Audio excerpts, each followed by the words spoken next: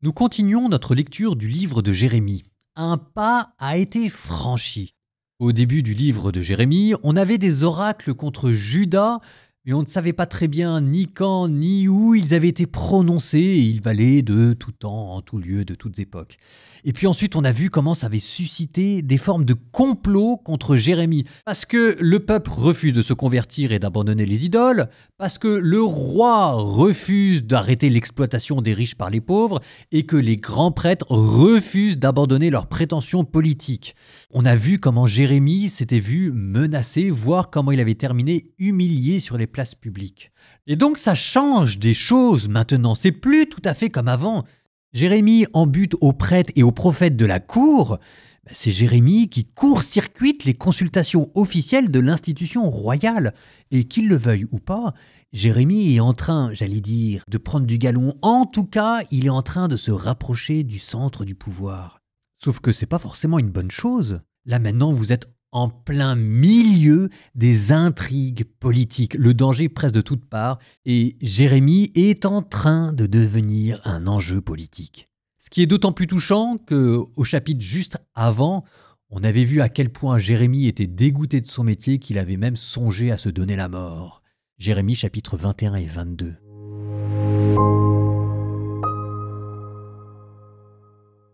Parole du Seigneur adressée à Jérémie. Lorsque le roi Sédécias envoya Pachéour, fils de Malchia, et le prêtre Sophonie, fils de Maaséia, pour lui dire « Consulte donc pour nous le Seigneur, car Nabuchodonosor, roi de Babylone, nous fait la guerre. Peut-être le Seigneur va-t-il faire en notre faveur un de ses miracles, pour que s'en aille celui qui nous assiège. » Jérémie leur dit « Vous parlerez ainsi à Sédécias. Ainsi parle le Seigneur, le Dieu d'Israël. Les armes qui sont entre vos mains, avec lesquelles vous faites la guerre au roi de Babylone et aux Chaldéens, vos assiégeants, je vais les retourner de l'extérieur des remparts et les diriger vers l'intérieur de cette ville. Et moi-même je vous ferai la guerre, par ma main puissante et la force de mon bras, avec colère, avec fureur, avec une grande irritation. Je frapperai les habitants de cette ville, l'homme et le bétail. Ils mourront d'une grande peste. Et après cela, oracle du Seigneur, je livrerai Sédécias, roi de Juda, ses serviteurs, le peuple, et ceux qui dans cette ville auront échappé à la peste, à l'épée et à la famine, je les livrerai aux mains de Nabuchodonosor, roi de Babylone, aux mains de leurs ennemis, aux mains de ceux qui en veulent à leur vie. On les passera au tranchant de l'épée, sans merci ni pitié, sans compassion. Et tu diras à ce peuple, ainsi parle le Seigneur, voici que je mets devant vous le chemin de la vie et le chemin de la mort. Qui restera dans cette ville mourra par l'épée, la famine ou la peste, mais qui en sortira pour se rendre aux Chaldéens, vos assiégeants, celui-là vivra, il aura la vie sauve, comme part de butin. Oui, je tournerai mon visage contre cette ville pour son malheur, et non pour son bonheur, oracle du Seigneur. Elle sera livrée aux mains du roi de Babylone, qui l'incendiera. Sur la maison royale de Juda, écoutez la parole du Seigneur, maison de David. Ainsi parle le Seigneur. Dès le matin, jugez selon le droit, délivrez l'exploité des mains de l'oppresseur, de peur que ma colère n'éclate comme un feu à cause de la malice de vos actes et ne brûle sans personne pour l'éteindre. Me voici contre toi qui sièges dans la vallée, toi, rocher dans la plaine, oracle du Seigneur, et ils disent, qui nous attaquera, qui entrera dans nos demeures. Je sévirai contre vous selon le fruit de vos actes, oracle du Seigneur. À la maison de la forêt, je mettrai le feu, il dévorera tout ce qui l'entoure. Ainsi parle le Seigneur. Descends à la maison du roi de Juda, et là tu prononceras cette parole. Tu diras, écoute la parole du Seigneur, roi de Juda, qui siège sur le trône de David, toi, tes serviteurs et ton peuple, vous tous qui entrez par ces portes. Ainsi parle le Seigneur. Pratiquez le droit et la justice. Délivrez l'exploité des mains de l'oppresseur. Ne maltraitez pas l'immigré, l'orphelin et la veuve. Ne leur faites pas violence. Et ne versez pas en ce lieu le sang de l'innocent. Si vous accomplissez cette parole, alors des rois siégeant sur le trône de David entreront par les portes de cette maison, montés sur un char attelé de plusieurs chevaux, chacun avec des serviteurs et son peuple. Mais si vous n'écoutez pas ces paroles, j'en fais le serment par moi-même, oracle du Seigneur, cette maison ne sera plus qu'une ruine. Oui, ainsi parle le Seigneur au sujet de la maison royale de Juda. Pour moi, tu es Galade, tu es le sommet du Liban. Pourtant, je te changerai en désert, en villes inhabitées. Je voue des hommes à ta destruction, chacun d'eux avec ses armes. Ils abattront tes cèdres de choix et les feront tomber dans le feu. Alors des gens de nombreuses nations passeront près de cette ville. Ils se diront l'un à l'autre: « Pourquoi le Seigneur a-t-il ainsi traité cette grande ville ?» Et l'on dira: « C'est qu'ils ont abandonné l'alliance du Seigneur leur Dieu pour se prosterner devant d'autres dieux et les servir. » Ne pleurez pas sur un mort. N'ayez pour lui aucun geste de deuil. Pleurez plutôt sur celui qui s'en va, car il ne reviendra plus. Il ne verra plus son pays natal. Oui, ainsi parle le Seigneur au sujet de Shaloum, fils de Josias, roi de Juda, qui régna à la place de Josias son père et qui est sorti de ce lieu.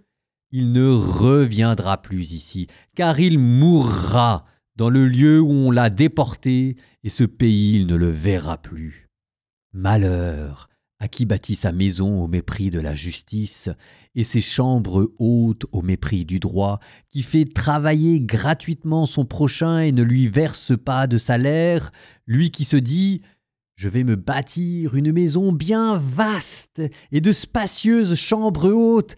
Il perce des ouvertures, il recouvre de cèdre, il enduit de vermillon. Règnes-tu pour ta passion du cèdre ? Ton père n'a-t-il pas mangé et bu ? Il pratiquait aussi le droit et la justice, et pour lui, tout allait bien. Il défendait la cause du pauvre et du malheureux, et tout allait bien. N'est-ce pas cela me connaître, oracle du Seigneur ?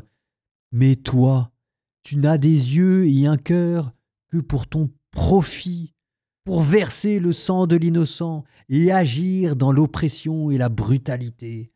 C'est pourquoi ainsi parle le Seigneur au sujet de Joachim, fils de Josias, roi de Juda. On ne fera pas sur lui cette lamentation. Mon frère, quel malheur! Ma sœur, quel malheur! On ne fera pas sur lui cette lamentation. Quel malheur, mon Seigneur! Quel malheur, Majesté! Mais on l'enterrera comme on enterre un âne. Traîné et jeté loin des portes de Jérusalem. Monte au Liban et crie.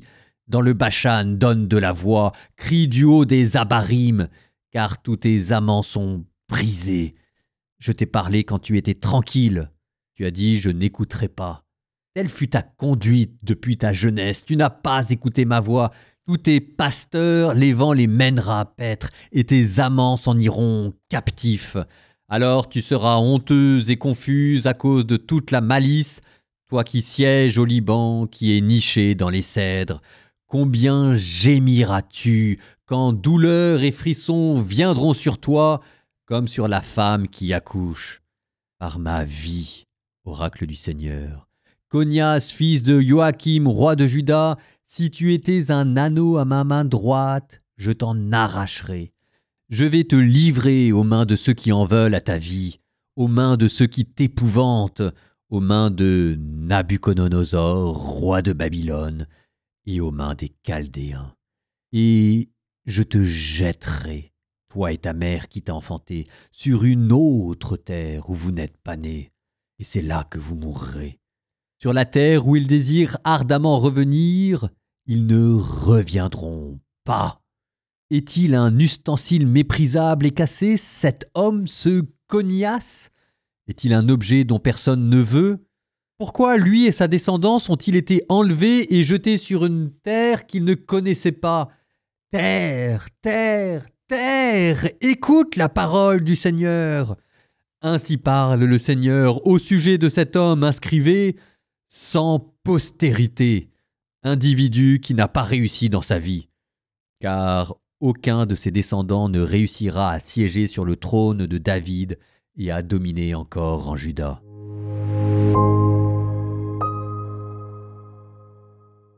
On est souvent centré avec les critiques des prophètes sur des critiques religieuses, mais vous avez ici entendu comment l'injustice sociale, l'exploitation des pauvres et la corruption des dirigeants est dénoncée. Vous êtes ici dans un programme politique.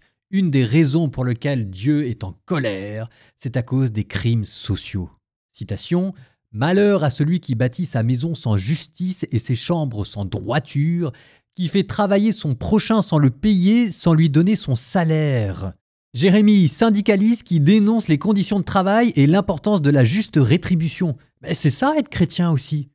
Là, c'était le roi qui obligeait les ouvriers à embellir le palais royal sans les payer. Ce qui est un peu ironique quand on sait que les rois pillent allègrement dans le temple de Jérusalem.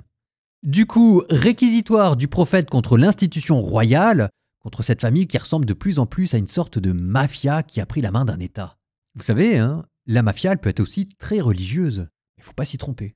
Crois-tu être roi parce que tu as la passion du cèdre ? Ton père ne mangeait-il pas et ne buvait-il pas ? Et pourtant, il ne vivait pas dans des palais de cèdre, il pratiquait le droit et la justice et tout allait bien pour lui. On n'a pas le droit de séparer la religion de la justice sociale. Et ça aussi, c'est non seulement le travail des prophètes, mais aussi celui de l'Église de le rappeler. Ça vous donnera plus tard ce que l'on appelle la doctrine sociale de l'Église. Je vous cite un extrait de Rerum Novarum, une encyclique de Léon XIII qui date de 1891. « Ce serait commettre une injustice grave que d'exploiter la pauvreté d'un homme ou son indigence pour lui imposer, sous prétexte de contrat, des conditions de travail telles qu'il ne puisse ni les accepter sans y être contraint, ni y souscrire sans dommage pour sa vie morale. » Eh bien, vous voyez, toute la doctrine sociale de l'Église, le fait que l'Église doit, parce que c'est sa mission qu'elle a reçue de la part de Dieu, dénoncer les injustices sociales, ça vient aussi des prophètes et du chapitre que vous venez d'entendre. Dans tous les lieux où nous travaillons, nous devons veiller à la justice, le salaire, les conditions de travail, le respect du travail. On ne peut pas être chrétien et exploiter son prochain. Point à la ligne. Si on fait ça, Dieu s'opposera à nous. Vous apprécierez au passage le courage de Jérémie, parce que cette dénonciation que moi je fais par podcast interposé, c'est facile pour moi de la faire. Jérémie, lui, il l'a fait en face du roi. On pourra dire ce qu'on veut sur Jérémie qui se plaint, mais c'est ça aussi Jérémie. En prière, écoutez, je vous propose de réciter le Confiteor, parce que moi je dis, commençons par balayer devant notre porte pour voir si par hasard, nous aussi, on n'est pas du côté de ceux qui de temps en temps exploitent les autres. Au nom du Père et du Fils et du Saint-Esprit, Amen. Je confesse à Dieu Tout-Puissant, je reconnais devant vous, frères et sœurs, que j'ai péché, en pensée, en parole, par action et par omission. Oui, j'ai vraiment péché. C'est pourquoi je supplie la bienheureuse Vierge Marie, les anges et tous les saints, et vous aussi, mes frères, de prier pour moi le Seigneur notre Dieu, et je promets de veiller à la justice sociale, au travail et partout où je serai.